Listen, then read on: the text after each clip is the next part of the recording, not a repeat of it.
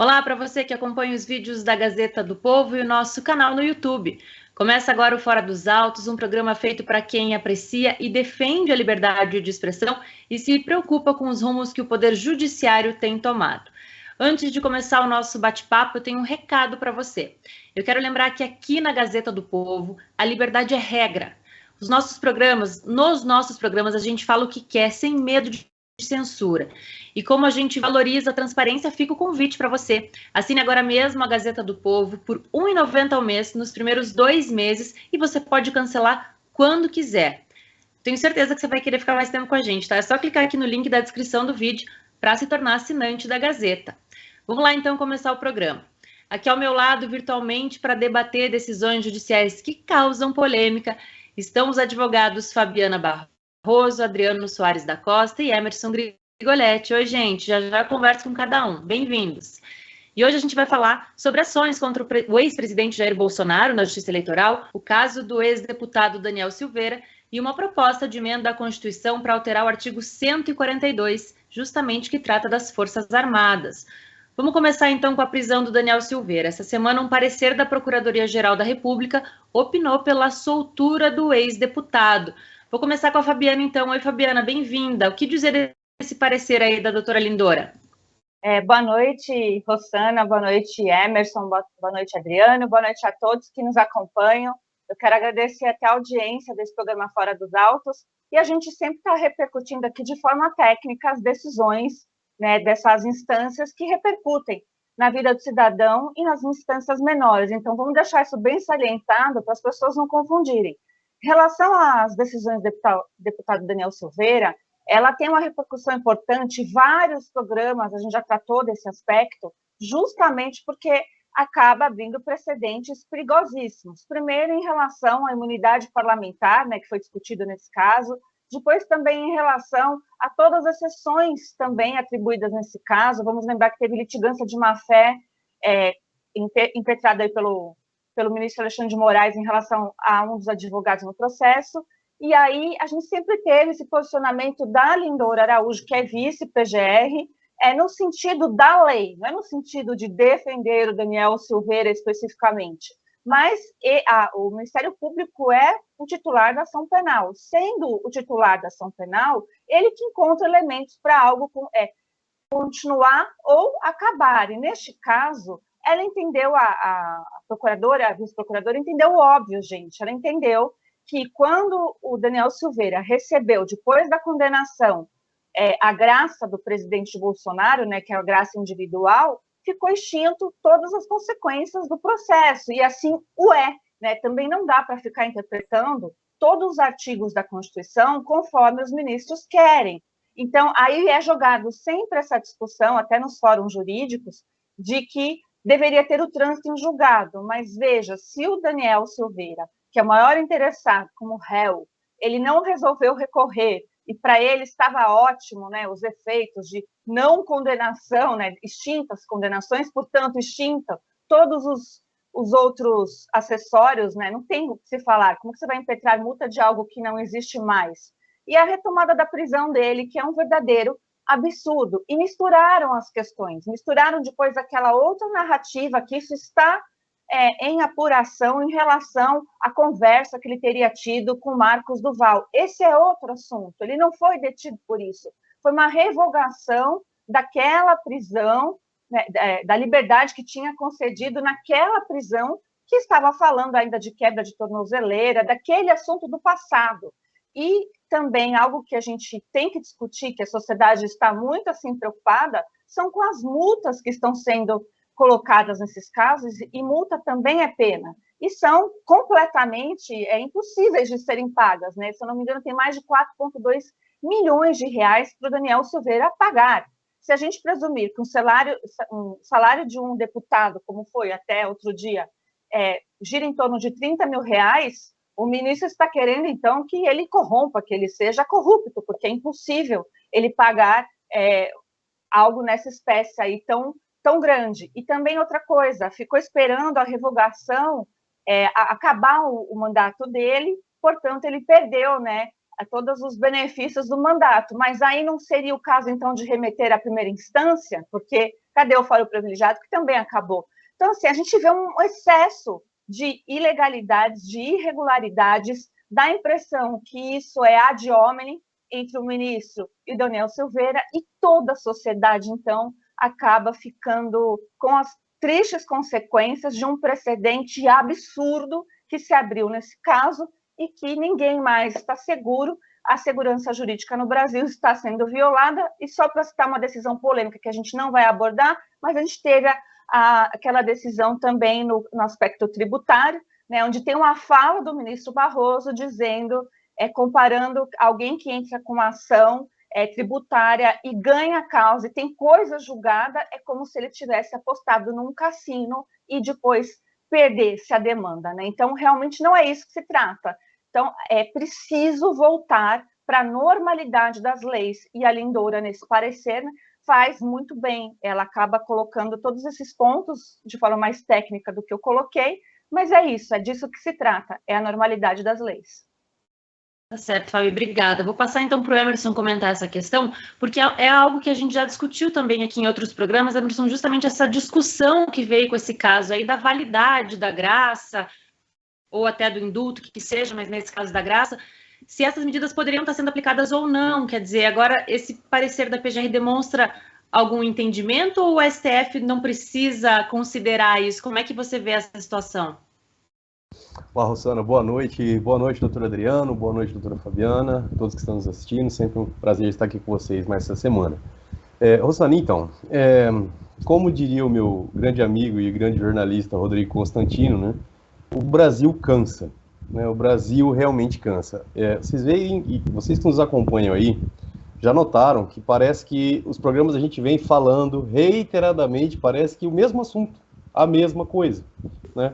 Porque nós estamos sempre redundando nessa situação de desobediência à Constituição, né, do que vem acontecendo em relação a essas decisões judiciais, sempre redundando nessa questão de não observação do que está disposto na nossa Constituição, nas normas infraconstitucionais, enfim, no ordenamento e na jurisprudência que a gente já tem, ou tinha até pouco tempo atrás, pacificado alguns temas. Essa questão do Daniel novamente. Em primeiro lugar, o Ministério Público deu o parecer. Vale lembrar ali que o Ministério Público atua também e principalmente como fiscal da lei, certo? Uma das funções do Ministério Público é atuar como fiscal da lei, ou seja, ele precisa verificar se a lei está sendo cumprida. Então, um parecer do Ministério Público, nesse sentido, é justamente para indicar como deve ser observada a lei. Então, seria, na verdade, imperioso ao magistrado acolher a representação do Ministério Público. Ele não poderia nem, inclusive, divergir em relação a isso. Sobretudo, ainda mais em relação ao Ministério Público, tem mais um adendo aí, um adicional, que é simplesmente o fato de ele ser o titular da ação penal, né? Então, o maior interessado ali na persecução penal é o Ministério Público. Então, a partir do momento que a PGR, né, enquanto Ministério Público, se manifesta no sentido de que deve ser concedida a liberdade de Daniel Silveira, o que ela está fazendo? Ela não está, como bem dito pela doutora Fabiana, defendendo Daniel Silveira, mas dizendo o que a lei estabelece, né? A questão da graça. De fato, Daniel já havia sido contemplado com a graça. Então, essa questão, mas não havia transitado em julgado ainda, ou não, isso pouco importa, né? Isso, na verdade, é uma criação jurídica de quem está simplesmente torcendo contra, né? A questão das multas aplicadas. Bom, vale dizer o seguinte, na legislação penal, esse tipo de medida, além de inexistir previsão legal para tanto, ela foi colocada ali como uma espécie, como uma multa de natureza cautelar, para assegurar o desenvolvimento do processo, certo? Evitar maiores danos, permitir uma persecução penal adequada. A ideia era essa. Porém, essa multa se tornou simplesmente um meio de obrigar ele a cumprir a pena. Agora, vocês imaginem o seguinte, vamos supor que um traficante, de repente, que um dos maiores traficantes do Brasil sejam preso, condenado, né, não é nem em segunda instância, né, já na última instância ali do Supremo, sobrevém uma condenação, e de repente ele vamos supor, ele fugiu do sistema prisional. Aí o Alexandre de Moraes resolve aplicar pena. Não, eu vou aplicar uma pena de 100 mil reais por dia enquanto ele não aparecer. Isso não existe. Isso não é possível. É uma situação similar que está acontecendo com o Daniel Silveira. Simplesmente inventaram uma multa, né, que na realidade está se tratando de uma pena, né, pior até mais grave do que a própria pena, né, porque forçando literalmente a destruição patrimonial da pessoa, porque ninguém consegue se levantar de uma multa aí que atinge milhões de reais, né? Uma multa de R$1 milhão já seria um absurdo. E lembrando o seguinte, é mais uma violação. A jurisprudência nacional é uníssona, no sentido de que essas multas de natureza pecuniária, de natureza cautelar, elas não devem ser aplicadas de forma aleatória, né? Tem que ter uma certa proporcionalidade. Essas multas que vêm sendo aplicadas ao Daniel Silveira já atingiu a casa dos milhões de reais. Assim, é algo completamente incompatível. E mais, inexiste previsão legal para tanto. No caso dele, até mais grave, pois ele já havia recebido o benefício da graça. Então, por extensão, obviamente, né, eu sei que alguns juristas aí, né, o pessoal que faz torcida, que parece que abandonou o direito, faz torcida para que o Daniel seja penalizado ao máximo possível, acabam vindo com essa história, teve a graça, mas a graça recebida só é em relação à pena privativa de liberdade, não às outras medidas. Mas aí, gente, vigora, ao meu entender, aquele princípio básico do direito, né? Se pode o mais, também pode o menos, né? Então, se a graça atinge o principal, que é a pena privativa de liberdade, por óbvio, também ela vai atingir os acessórios, né? Até na norma civil tem esse tipo de regra, né? O acessório segue o principal. Se cai o principal, deveria seguir o acessório também. Caiu o acessório também. Então, assim, a gente nota, como perfeitamente dito pela doutora Fabiana, que essa situação não tem absolutamente nada de jurídico. Virou uma coisa pessoalizada, né, de um problema pessoal do ministro Alexandre de Moraes em relação ao Daniel Silveira. Só isso já ensejaria uma causa de nulidade absoluta desse feito desde a sua origem, né, sem contar a imparcialidade, todos os detalhes que a gente já, inclusive, mencionou incontáveis vezes no programa. E agora mais essa. Então, eu entendo que o parecer do Ministério Público é plenamente cabível e deveria, inclusive, ser remetido isso, nem deveria ser matéria de competência do Supremo, mas deveria ser remetido ao foro comum, né, porque ele já perdeu, ele não tem mais a prerrogativa de função, né, que seria o foro especial jogado para ele, e deveria, obviamente, isso tramitar numa vara de execução criminal, né, e não no Judiciário, não no Supremo Tribunal Federal, que nem tem competência para dar esse cumprimento de pena aí. Então, basicamente é isso. Obrigada, Emerson. E Adriano, como é que você vê esse posicionamento da PGR? E mais do que isso, como que o STF vai encarar esse posicionamento também, com base em tudo que a gente já discutiu aqui em programas anteriores, com relação ao posicionamento do ministro Alexandre de Moraes em relação à Procuradoria-Geral da República? Bom, boa noite a todos, Fabiana, Emerson, Rossana, a vocês que nos assistem. Olha, acho que Fabiana e Emerson colocaram muito bem as questões que estão postas. A gente, inclusive, já tratou em outro programa dessa matéria, mostrando já a absurdidade da prisão. Eu até comentava no outro programa que o decreto do presidente que concedeu o indulto ou graça tem eficácia já imediata, não precisando de decisão ou homologação do Supremo Tribunal Federal, inclusive porque essa é uma prerrogativa exclusiva do presidente da República. E apenas em caso de desvio de poder demonstrado ou algum vício formal é que poderia serem sustados os seus efeitos, e não é o caso, que nós estamos diante de um decreto presidencial dentro dos rigores da Constituição e das prerrogativas do presidente da República, que não podem ser solapadas por outro poder. De outro lado, o parecer da procuradora Lindora demonstra que esse decreto tem eficácia plena, demonstra que não existe, o que eu também já tinha comentado aqui no programa, em edição anterior, que essa ação penal, ela, depois da decisão, não pode mais ser inovada, não caberia mais medidas cautelares, uma vez que encerrada, inclusive, a própria jurisdição do Supremo Tribunal Federal, essa matéria, depois da decisão, ela vai para a vara de execução penal, e como veio o decreto da concessão da graça, já não haveria, portanto, o que executar, porque já não há mais pena. E não havendo mais pena, não haveria o porquê haver nem medidas cautelares em função do processo penal, da correta aplicação da lei penal, para garantir a aplicação da lei, nem tampouco para garantir o cumprimento de uma execução de pena que já não existe mais a pena. Então, por onde se olhe, por onde se analisa, é evidentemente que a decisão do ministro Alexandre de Moraes é um ato de força, não um ato jurídico.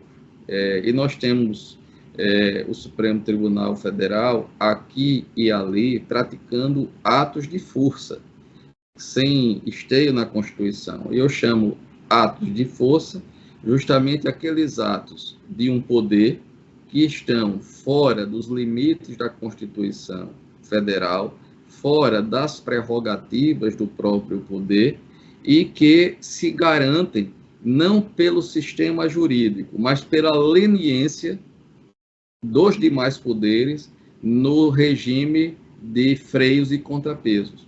Então, o que está faltando aí, na verdade, é o Senado Federal se colocar como, no seu papel constitucional, também salvaguardando a Constituição e a democracia brasileira, e colocar esses limites, como eu disse, que são previstos na Constituição Federal. Essa decisão do ministro Alexandre de Moraes, nesse particular, viola claramente o devido processo legal, viola claramente os efeitos e os poderes de um outro poder e, portanto, assim fazendo, viola a Constituição Federal, inclusive no capítulo do resguardo das liberdades públicas, que é cláusula pétrea. É uma garantia, um direito fundamental de cada um de nós, de vocês que assistem, de nós que estamos aqui falando. Sem as nossas liberdades públicas, sem o respeito às garantias constitucionais, o que nos resta, na verdade, é a insegurança jurídica e o medo. Isso se chama regime de terror, e o regime de terror é tudo, menos democrático. E para terminar essa observação, viu, Rossana, veja que quando eu fico vendo alguns juristas, com bem aspas, né, daquele grupo Prerrogativas que está todo dentro do governo, boa parte deles, né? O grupo Prerrogativas virou assim um cercadinho do PT na área jurídica, e agora está dentro desse cercadinho do governo, não defende prerrogativas, coisa nenhuma de advogado, ou não defende garantias. Defendia, na verdade, um eixo político, ideológico, e isso está muito claro. Eu tenho chamado a atenção nesses últimos programas para o grupo Prerro. O Prerro está lá, PTzou, está dentro do governo. Já era antes, mas agora está lá, chapa branca, tem a Digitais.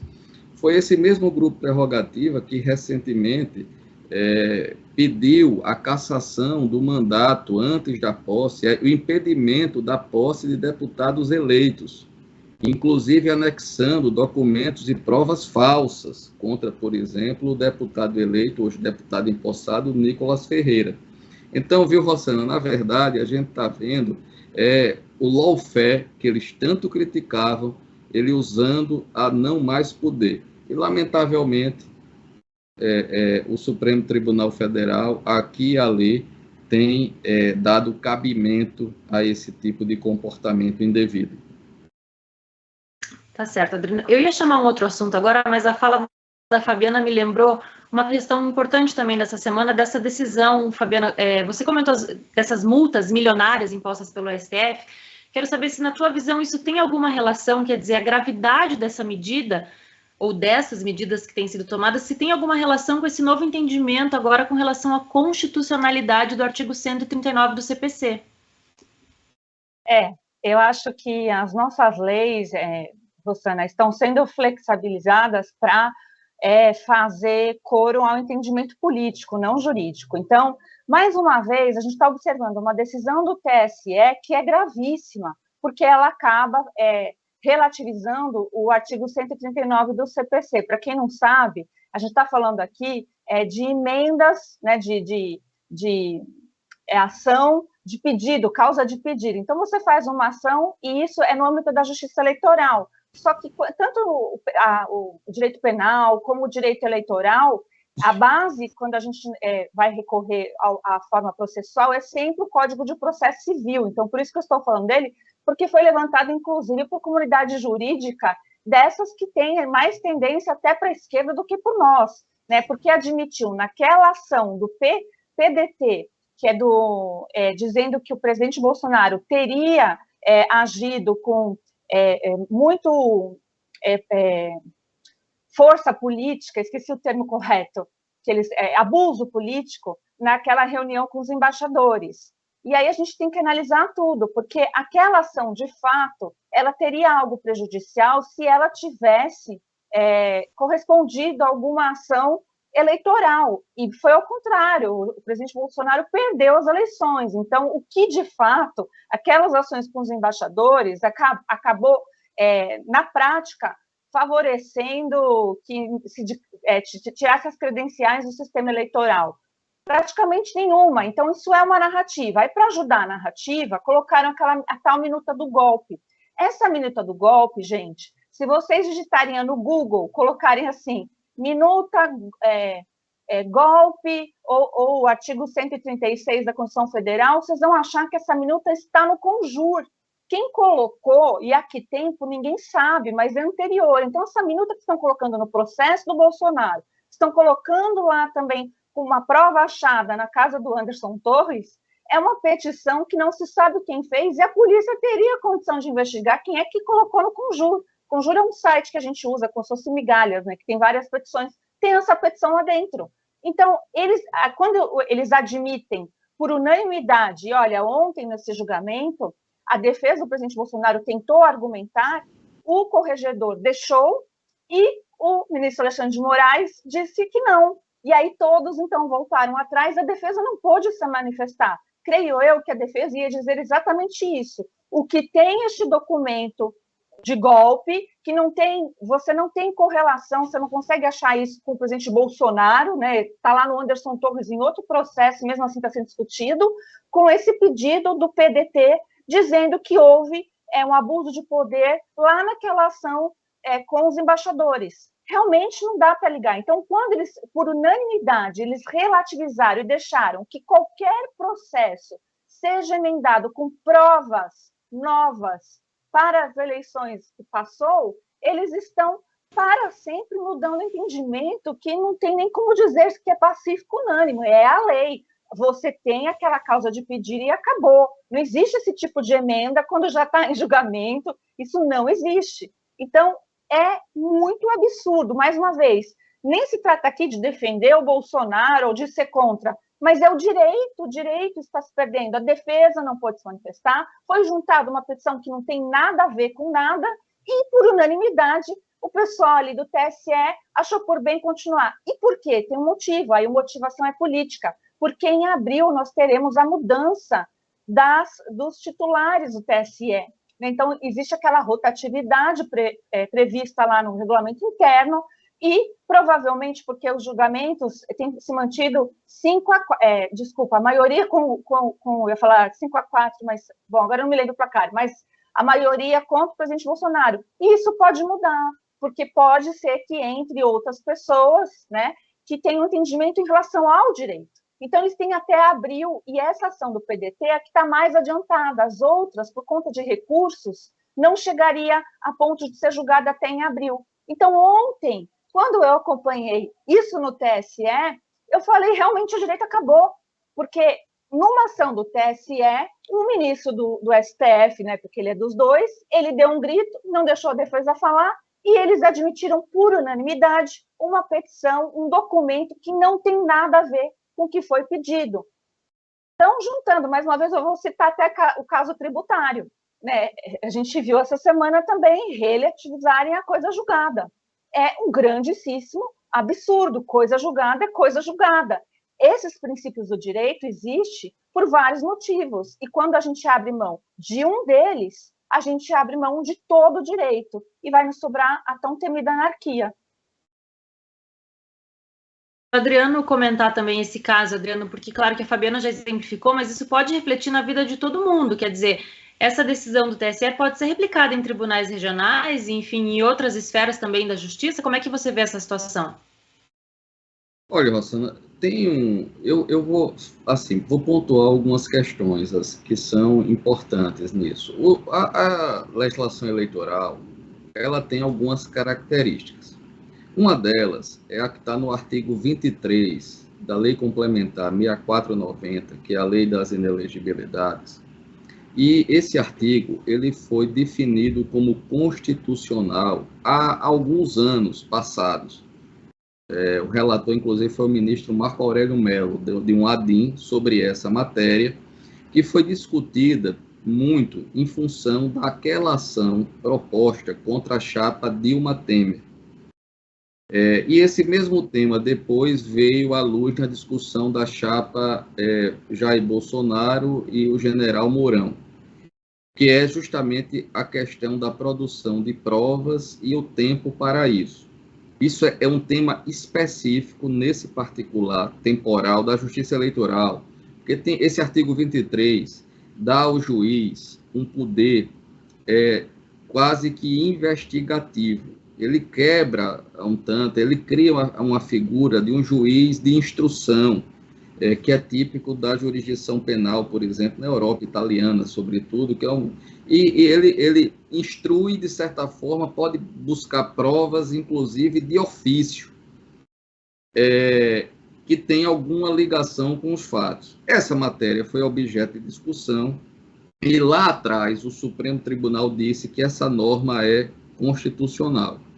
E ela foi utilizada nesses outros dois processos. No processo da chapa Dilma Temer, o ministro Herman Benjamin, relator, se valeu dela e trouxe uma série de elementos do Petrolão que foram utilizados na instrução do processo e que poderiam ter, inclusive, gerado, eventualmente, uma cassação, e foram considerados pela Corte, que entendeu ali que não havia proporcionalidade, enfim, e tal, e fugiu da discussão naquele famoso julgamento que houve. Mas, fato é que essas provas foram trazidas aos autos.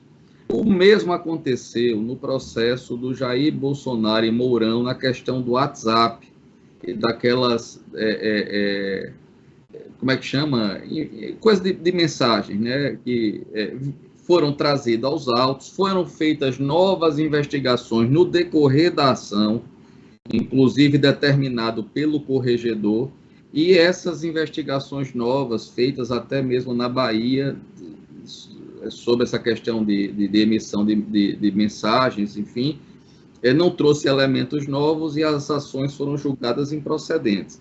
Então, não é de se estranhar que esse decreto, essa minuta, seja adotada nos autos, porque isso é uma matéria típica eleitoral, já aconteceu. Isso tem algumas discussões jurídicas que eu não vou trazer aqui porque refoge a um programa.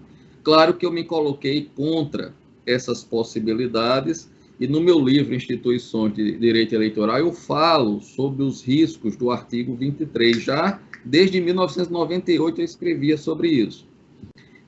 Agora, qual é o ponto aqui fundamental? É que essa prova, ela não tem nada para o processo.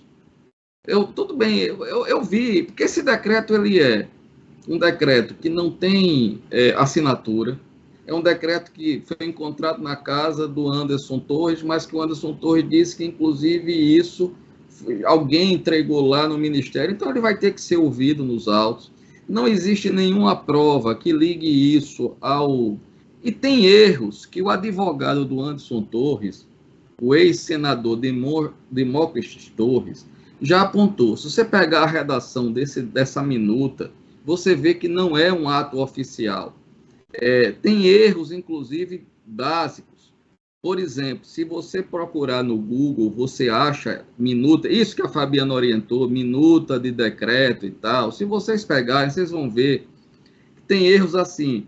No artigo 2º diz sigilo de correspondência e tal, dos membros do Tribunal do Superior Eleitoral. Tem erros até de escrita, de grafia, erros básicos. Então, a admissão dessa prova, veja bem, se fôssemos falar de processo civil rigorosamente, ela não poderia ser admitida.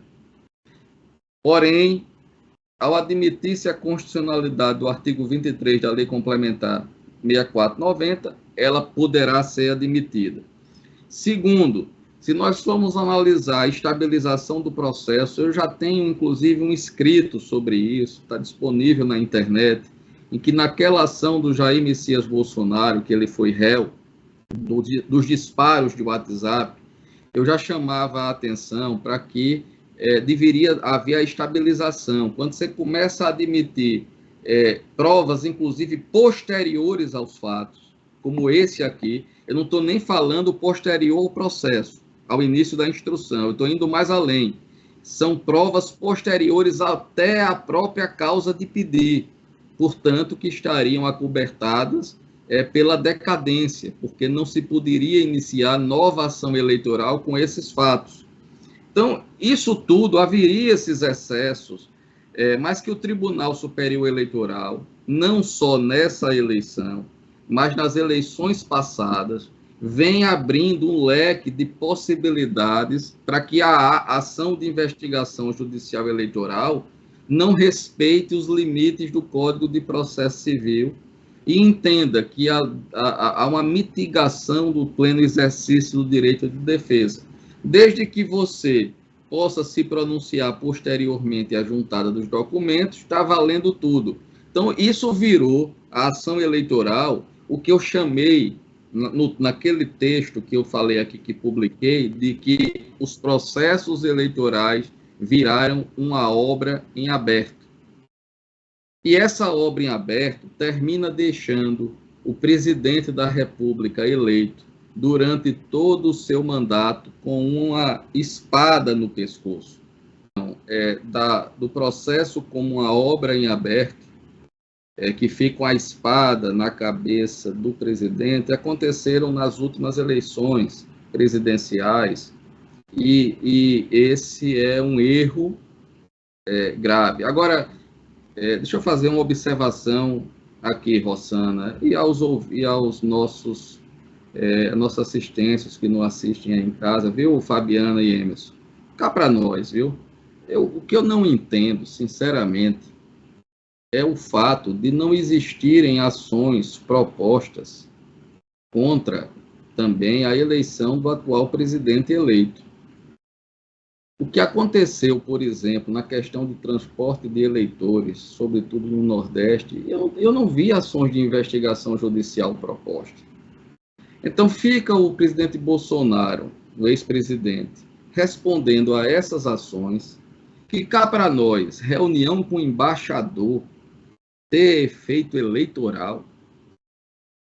Aí a discussão, não, mas é uma crítica ao sistema eleitoral. Um presidente da República, nós não estamos falando de um candidato, nós estamos falando do presidente da República no exercício da função, em reunião oficial com embaixadores. E isso ser motivo de uma ação judicial eleitoral, porque está discutindo dentro das suas prerrogativas o sistema eletrônico de votação. Isso é uma aberração jurídica. Vamos chamar as coisas pelo nome. Eu, como eleitoralista, eu fico vendo esse tipo de discussão e é uma aberração jurídica. Isso sim é que é um ataque à democracia. Um presidente eleito, no exercício das suas funções, em reunião com embaixadores. Por que motivo ele fez a reunião com embaixadores?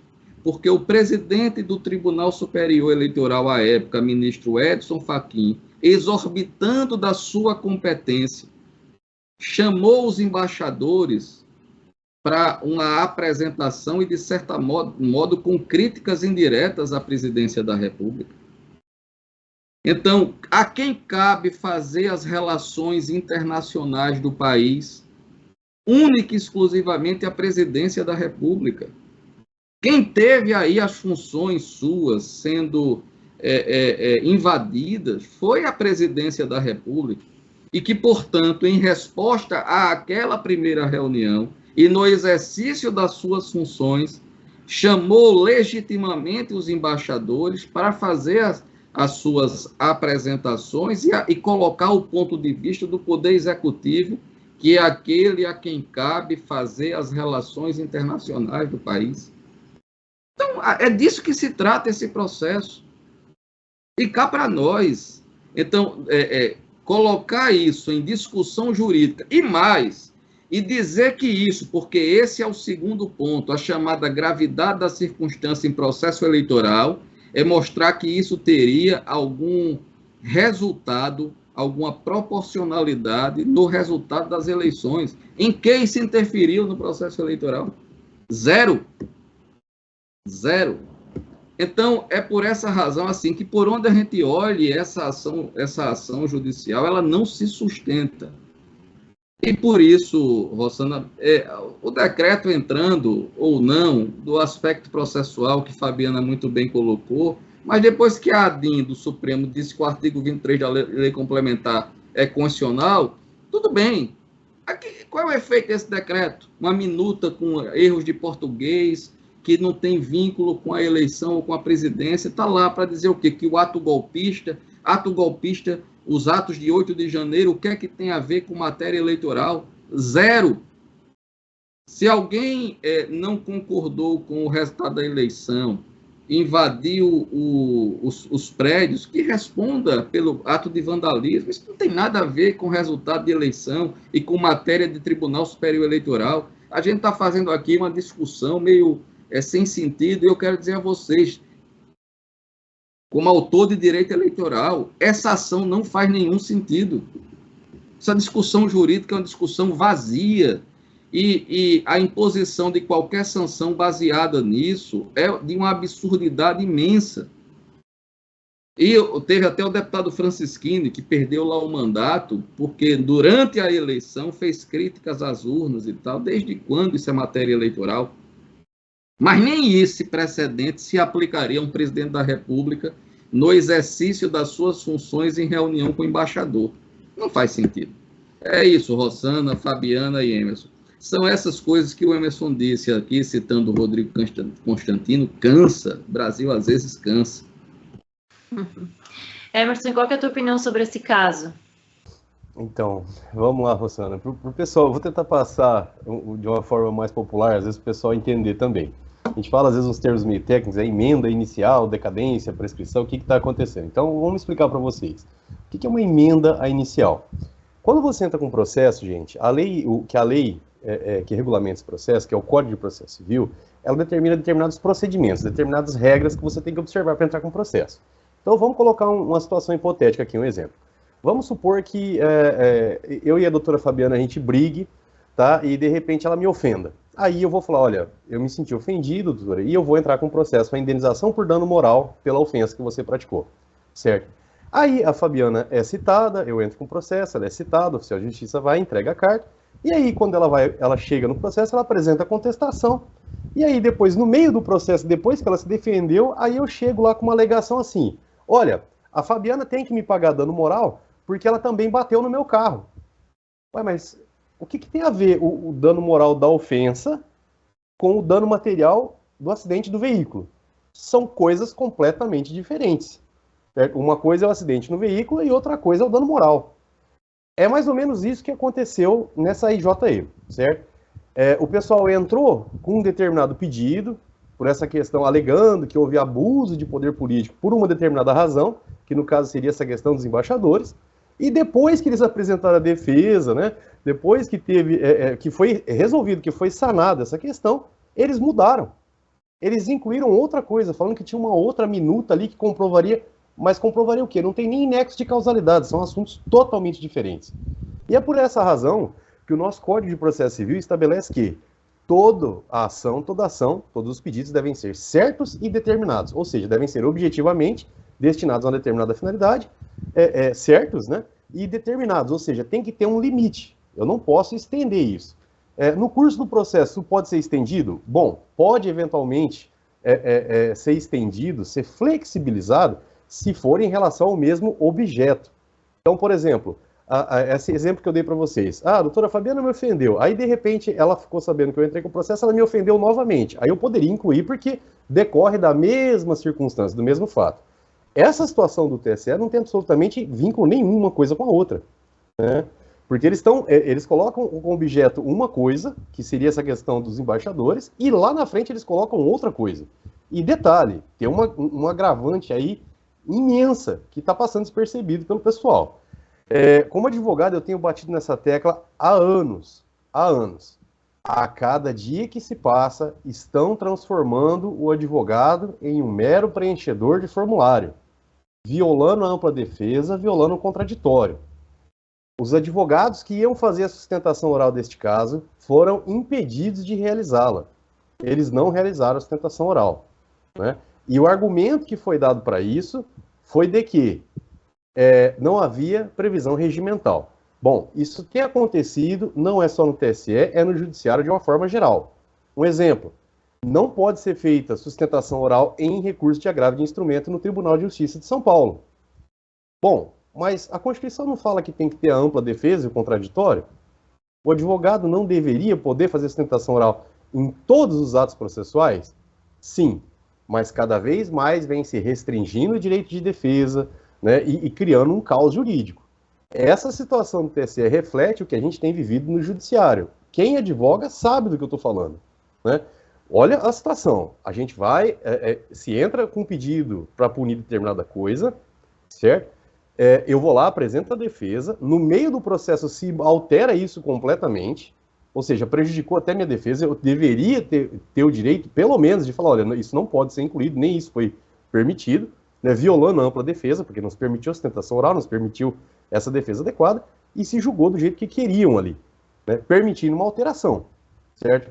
A lei proíbe isso, né, é muito claro. Se você seguir as regras de Código de Processo Civil basilares, qualquer juiz indeferia. Emerson, mas aí tem essa questão de repente, ser um fato complementar. Bom, gente, se o juiz entendesse que não havia elementos suficientes para apurar a gravidade da situação, né, e essa foi a justificativa dada para possibilitar a inclusão dessa emenda, né, na verdade, que é um novo pedido, o juiz deveria ter indeferido a inicial lá na fonte, lá no início. Não, mas não tem indícios suficientes de gravidade da situação. Então, ele deveria ter indeferido, porque também o Código de Processo Civil, lá no 319, 320, etc., diz isso, que quando o juiz entender que não foram preenchidos os requisitos, ou seja, não foi demonstrada a gravidade da situação ali no começo, ele já deveria ter extinguido isso lá. Mas não, né? Permitiu-se essa emenda. Então, eu pergunto, se daqui 3 meses aparecer alguma outra coisa, ou alguma matéria jornalística, ou qualquer outro dito documento, né, porque isso também que foi encontrado não pode nem ser considerado um documento, mas uma folha de papel timbrado ali, né, escrito ali, vamos dizer assim, que não consta com assinatura, não tem nada, isso não é prova, isso não é documento, isso não é nada, é uma folha em branco ali com alguns escritos, né, não tem validade legal. Se tivesse assinatura, por exemplo, do Jair Bolsonaro, ou uma assinatura formal ali, dele, ou seja, ele já ia fazer um protocolo, aí a situação mudaria completamente. Mas então quer dizer que se daqui 6 meses acharem outra coisa, vão mudar de novo o pedido, né? E por que não poderia mudar o pedido? E entra justamente esses outros termos jurídicos aí que às vezes o pessoal não conhece, decadência e prescrição. Porque essa ação, ela tem um prazo para ser ajuizada, e ela pode ser ajuizada até o ato da diplomação. Depois que houve a diplomação, você não pode mais entrar com ação de investigação judicial eleitoral, certo? Então, essa emenda, ela foi completamente intempestiva, mas se autorizou, né, essa emenda, ou seja, é um novo pedido. Eles utilizaram isso como um novo pedido, porque eles não iam poder abrir uma outra ação para investigar isso agora, certo? Então, assim, está completamente errado, Rossano, tanto do ponto de vista de direito material e, sobretudo, dentro do ponto de vista do direito processual. É mais um absurdo para entrar nos anais do mundo jurídico aí dos anos de 2020 e 2023. Vai ser difícil estudar história e direito daqui para frente, né? Diga, Adriano. Deixa eu só contribuir com isso aqui, para vocês entenderem assim, qual é a origem dessa confusão. Tudo aqui que está sendo dito pela Fabiana está absolutamente correto. Isso, do ponto de vista do processo civil, é um absurdo. Mas há um absurdo legislativo anterior, cuja inconstitucionalidade, que é patente, não foi declarada, que é o artigo 23. Deixa eu ler para vocês que estão ouvindo, inclusive, em casa, entenderem onde é que está a bagunça disso. Diz o que o artigo 23? O tribunal formará sua convicção pela livre apreciação dos fatos públicos e notórios, dos indícios e presunções e provas produzidas, atentando para circunstâncias, aí veja, ainda que não indicados ou alegados pelas partes, mas que preserve o interesse público da lisura. O que foi que se interpretou aí? Que, ainda que as partes não sustentem, o juiz poderia trazer, em cima dos fatos lá, elementos novos para o processo. E foi isso que fizeram. A parte colocou e o juiz acatou. Agora, veja, o que é que esse elemento novo aí vai trazer de possibilidade para os advogados do presidente Jair Bolsonaro, presidente eleito? Chamar Anderson Torres, chamar o ex-ministro do gabinete do GSI, abrir para provas testemunhais, porque um documento novo em relação à validade desse documento, a relação desse documento com o processo, vai ter que abrir toda a produção de novas provas que o refutem. E, portanto, esse julgamento, ao juntarem esse documento, vai se permitir uma longevidade da instrução processual. Esse processo não tem como ser julgado até abril, entendeu, Fabiana? Acho que isso foi um tiro no pé, inclusive. É que colocaram um documento, que é um documento de fantasia, porque foi encontrado na casa do Anderson Torres, e que vai reabrir a instrução do ponto de vista de produção. Qual é a origem desse documento? Que não é assinado, não é apócrifo. Quem foi que fabricou, que o produziu esse texto? Qual a relação desse documento com o presidente da República? Então, isso tudo terá que ser demonstrado.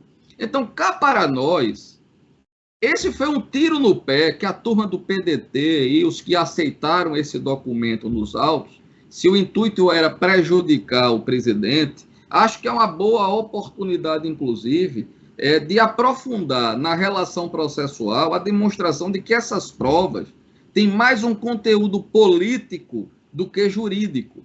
Então, agora, vai caber à defesa do presidente Jair Bolsonaro, aproveitando deste momento que juntaram este documento apócrifo, com base no artigo 23, como eu disse, que de fato, como diz o Emerson e Fabiana, fere a própria pleno exercício de direito de defesa pela inobservância dos prazos decadenciais da ação a serem propostas, mas está lá, é constitucional. Então, se eu vou admitir que o Supremo lá atrás disse que essa norma é constitucional, e se essa norma já foi aplicada nas duas últimas eleições desse mesmo modo, tanto contra a Dilma e Temer, como contra o próprio Jair Messias Bolsonaro na eleição, na questão do WhatsApp, cabe a mim dizer o seguinte: já que este documento foi colocado nos autos e não tem uma relação direta com a ação proposta, abrirá, inclusive, a possibilidade da defesa demonstrar o que enfraquecerá muito essa ação. Que cá para nós, ela já é absurda em ter sido recebido por uma reunião, como eu disse, de embaixador com o presidente da República. Então, o que eu quero primeiro, concordando com Emerson e Fabiana, dizer que isso, de fato, dificulta o direito de defesa, enfatizar, porém, que isso decorre de uma norma dita que era constitucional pelo Supremo, lá atrás, não foi agora. E terceiro ponto, isto fortalecerá, sem dúvida, por erro de estratégia de quem juntou o documento, se a defesa do ex-presidente Jair Bolsonaro souber processualmente fazer uso deste elemento, trazer, inclusive, novas provas, testemunhais, inclusive, que fortaleceriam a posição do ex-presidente da República. Então, do limão pode-se fazer uma boa limonada. Temos que aguardar as cenas aí dos próximos capítulos, né? Em paralelo a tudo isso, está acontecendo também uma outra discussão, que eu vou pedir para o Emerson comentar, que é uma proposta dos deputados do PT de emenda à Constituição que altera o artigo 142, justamente que delimita o poder das Forças Armadas. Emerson, o que dizer aí dessa proposta? Oi, Rosana. Bom, vamos lá. Acho que das notícias da semana, Rosana, a que me deixou mais preocupado foi essa, né? Nós ficamos aí durante 4 anos, né, sendo bombardeados a respeito do artigo famigerado, artigo 142. Chegou num ponto que não poderia nem falar em artigo 142, porque estava tendo bloqueio na internet, estava tendo busca e apreensão, foi uma loucura o que aconteceu, né? E muita gente se esforçando, inclusive, num esforço absurdo de dizer que esse artigo era inconstitucional. Pasmem, nós tivemos juristas aí, como o doutor Adriano sempre diz, né, os nossos constitucionalistas de pijama, né, falando que o artigo 142 era inconstitucional, embora o artigo 142 esteja previsto dentro da própria Constituição. Se está dentro da Constituição, não tem como ser inconstitucional. É uma coisa que não precisa mais que 2 neurônios para concluir isso. Enfim, de qualquer maneira, foi muito abordada essa questão do artigo 142, da tal intervenção militar, que esse artigo era um risco absurdo, etc. E ficaram explorando isso, né? Não, porque esse artigo é um risco à democracia, etc., não é para ser aplicado dessa forma. E justamente explorando essa questão do risco, desse suposto risco desse artigo, né, o PT resolveu apresentar uma alteração desse artigo. Só que veja só, né, aparentemente, se a gente, da leitura do texto que a gente tem original com a proposta, dá a impressão de que foi bom, né? Então, o que está dizendo lá? Essa minuta, ela exclui o caput do artigo 142, né, que é o início dele ali. Ele diz o seguinte, que aqui se destina o artigo 142, aí abre aspas, a defesa da pátria, a garantia dos poderes constitucionais e, por iniciativa de qualquer destes, da lei e da ordem. Ou seja, qualquer um dos poderes constitucionais, tanto o judiciário, quanto o legislativo, quanto o executivo, em tese, pelos termos que estão na Constituição, hoje poderiam acionar o artigo 142, correto? Isso não se falava, né, durante esse período. Simplesmente disseram que seria um ato arbitrário do presidente da República. Enfim, mas qualquer dos poderes, se tivesse uma situação dessa, né, que ensejaria a necessidade de defesa da pátria, garantia dos poderes constitucionais, poderia invocá-lo.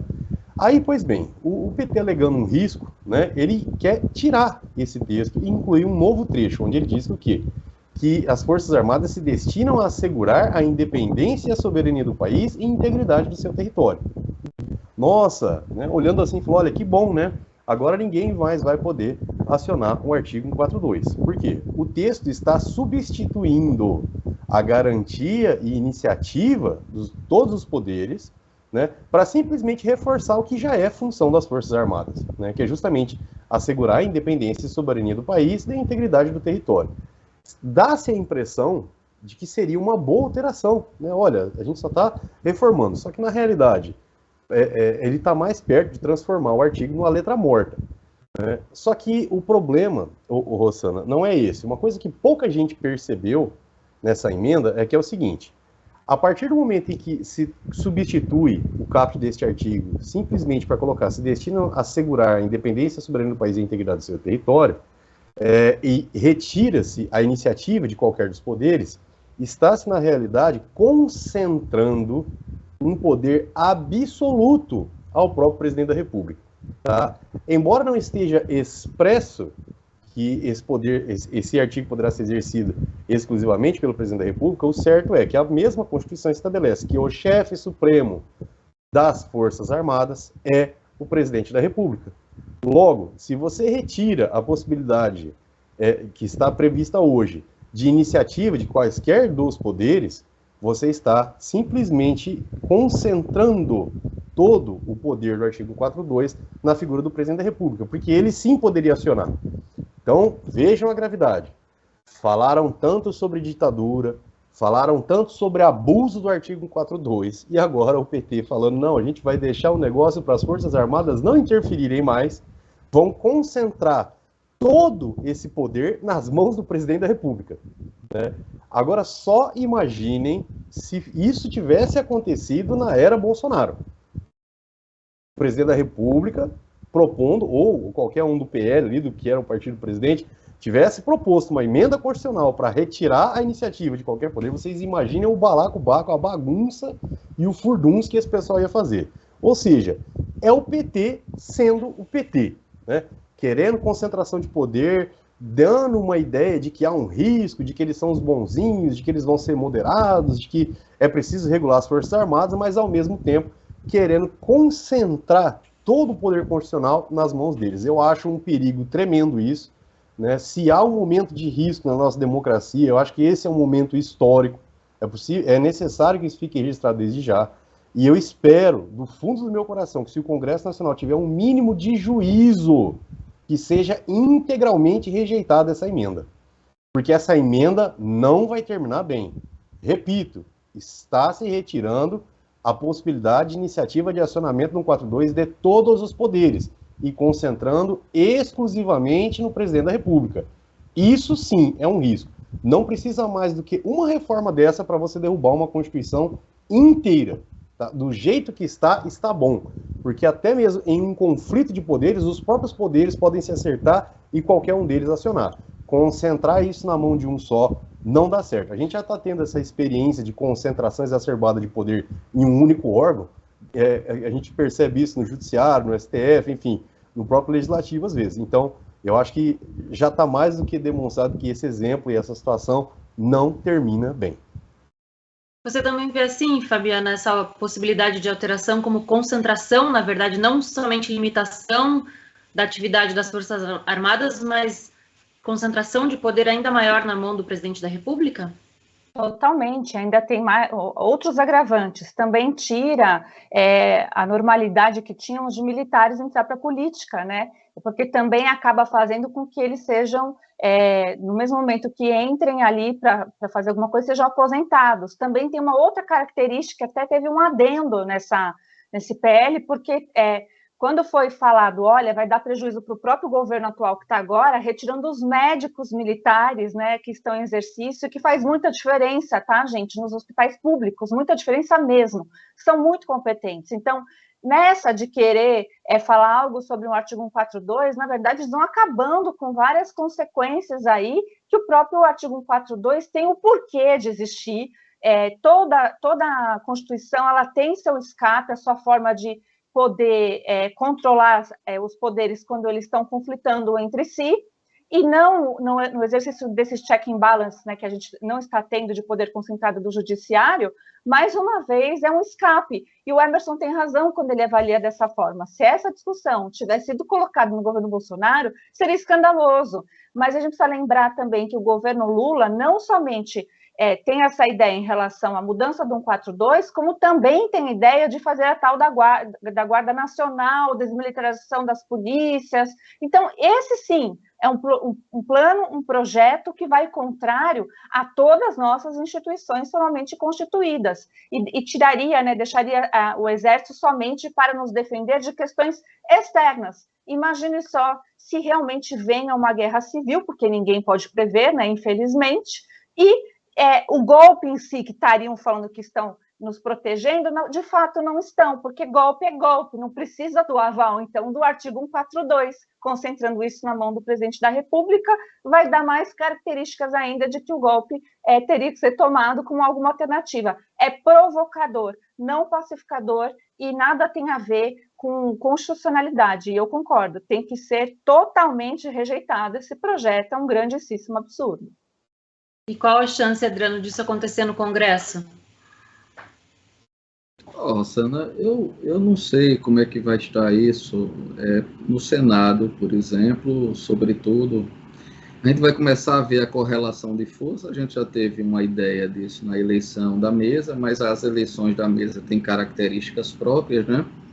A gente vai começar a ver mais ou menos essa correlação de forças no Congresso a partir do momento em que nós tenhamos essas medidas mais complexas e que demandem uma disputa maior se apresentando. Aí a gente vai ver quem é quem e como os parlamentares irão votar. Em relação, eu me preocupo muito em relação às mudanças a serem propostas, mas na questão mesmo dessa força nacional, que tem isso que tanto Emerson quanto Fabiana colocaram, merece uma atenção, porque tem um lado meio bolivariano aí. Isso é uma experiência que a Nicarágua utilizou, começa com a Venezuela, de Chávez, né? Mas, na verdade, a ideia dessa força ela foi bem executada em Cuba. né? E depois aprimorada pelo Chaves, que é essa guarda bolivariana, que ela começa sendo uma guarda nacional e depois você tem milicianos, você tem um pessoal vinculado ao partido que passa a ser... E aí tem uma experiência, veja que coisa engraçada, a turma bolivariana da esquerda, como fascistas que são, stalinistas, eles utilizaram a ideia de Hitler de usar os camisas amarelas e mesmo do fascismo italiano de usar os camisas verdes, que é aquele pessoal paramilitar, armado, que atua seguindo as ordens do partido e que tem uma atuação paralela àquela de uma guarda civil. Então, é preciso estar muito atento justamente a esses projetos e a esse aspecto. Porque, como está aí a redação, você coloca o Exército para cuidar só de matérias externas, de soberania nacional.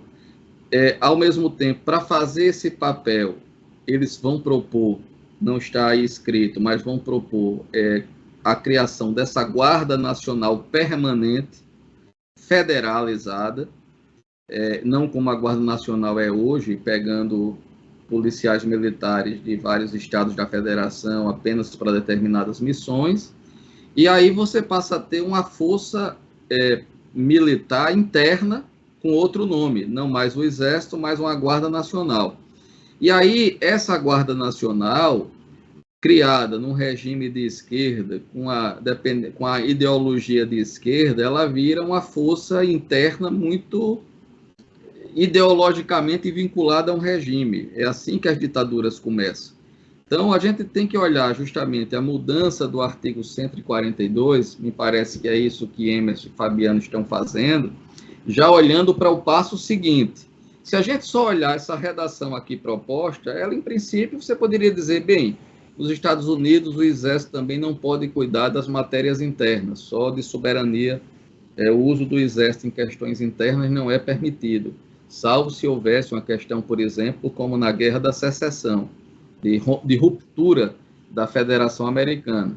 No Brasil, o GLO, Garantia da Lei e Ordem, como está no artigo 142, é mais amplo. O Exército ele poderia ser utilizado para situações internas mais graves, a conduto também, como dito aqui muito bem, não só do presidente, mas dos demais poderes.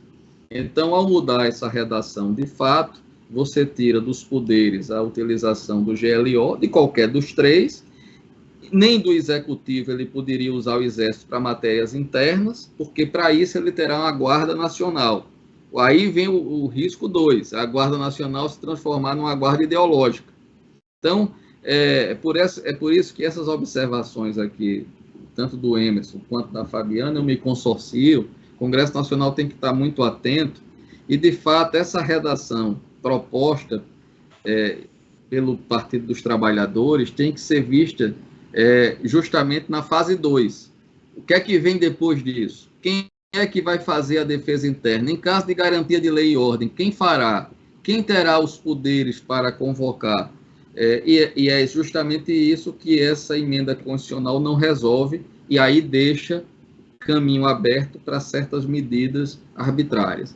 Então, eu concordo plenamente com o Emerson e com a Fabiana de que o Congresso tem que estar muito atento a essa PEC e melhorar o conteúdo dela para que ela possa efetivamente passar sem que nós fiquemos na mão de alguns arroubos golpistas de esquerda.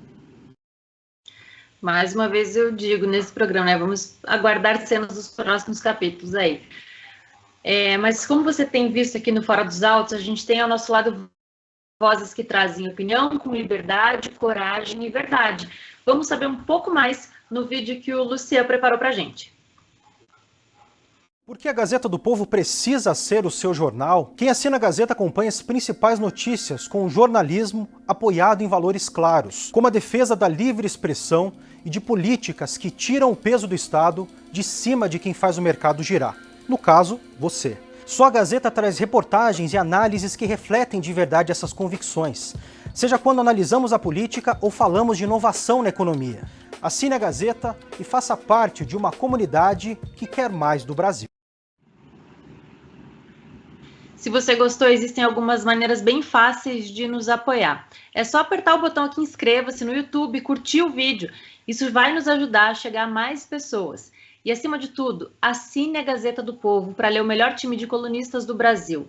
Aqui você encontra nomes como Deltan Dallagnol, Carmeia Danelon, mais recentemente o deputado Marcel Van Hatten e tantas outras referências dos mundos jurídico, político e até do jornalismo. É só clicar aqui no link da descrição do vídeo e assinar por apenas R$ 1,90 ao mês nos 2 primeiros meses. Quero agradecer aqui a presença dos nossos comentaristas hoje mais uma vez. Fabiana, obrigada pela participação no Fora dos Autos de hoje.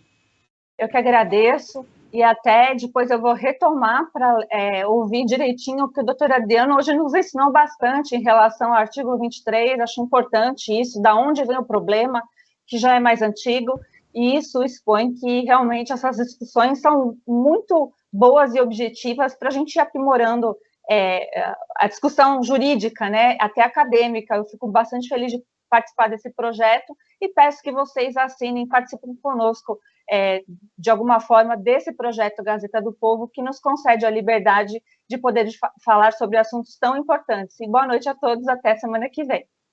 Obrigada, Fabiana. Obrigada, Adriano.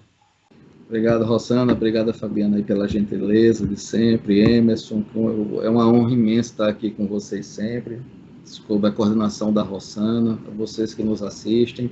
Mais uma vez, esse espaço ele só é possível desde anteriormente, com também a Dallagnol, com o Uliano, André Uliano, quer dizer, que o Fora dos Autos é um programa que a Gazeta do Povo vem fazendo e mudaram as pessoas.